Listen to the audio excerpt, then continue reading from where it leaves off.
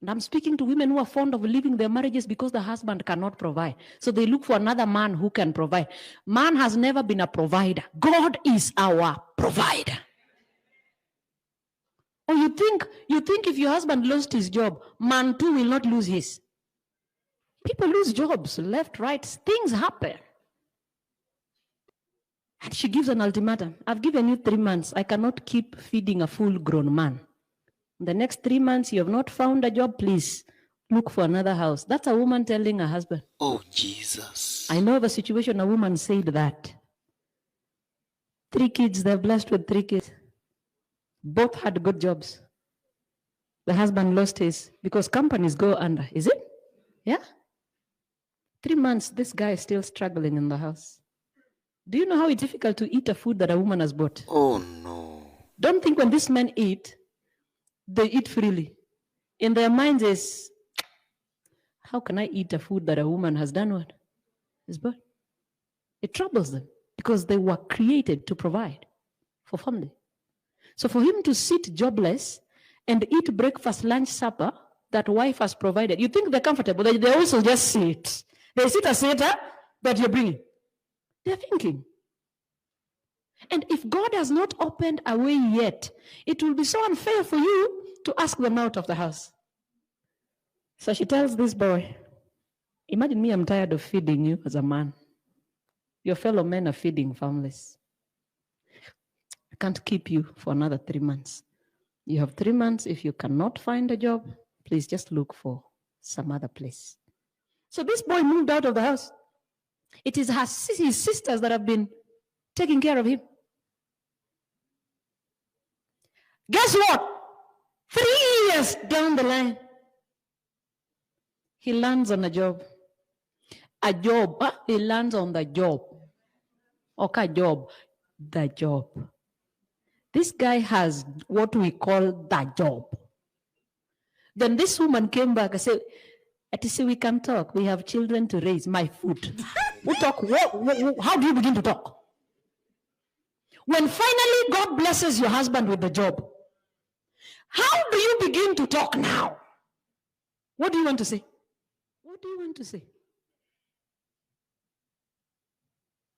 This is Legrand. Legrand is making it happen. Because you thought marriage was about money. You thought marriage was comfortable seats and a big double-door fridge. You'll be shocked that people with all those things, but they are still not peaceful in what? Marriage. They're not. Marriage is not about the seats and cars we have. If you can find Christ in your marriage, it is forever peaceful because you have the Prince of Peace within your what? Your marriage. Don't quit. There is nothing God cannot handle in this world. Nothing. He handles everything.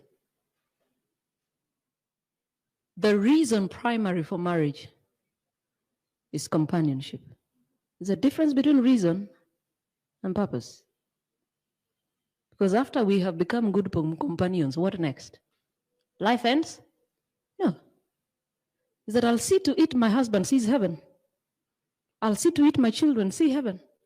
So if you want your husband to come back because you want someone to help you pay rent and school fees, God will tell you, no, I'm not bringing him back. Because those are things that I can provide for you. Even without your husband, widows will tell you God is providing. Because when you think in the kitchen, some attack marriage. They eat every day. If your reason for your husband to come back is food, rent, school fees, your understanding is narrow. But if you understand marriage as a mission field, the salvation of your husband, God, bring him back that he may see you when you come. He will come. He will come. But food. Yeah, food kata ini nyalong your food. You can't buy food. And I'm speaking to women who are fond of leaving their marriages because the husband cannot provide. So they look for another man who can provide. Man has never been a provider. God is our provider. your husband lost his job, man too will not lose his. His is intact.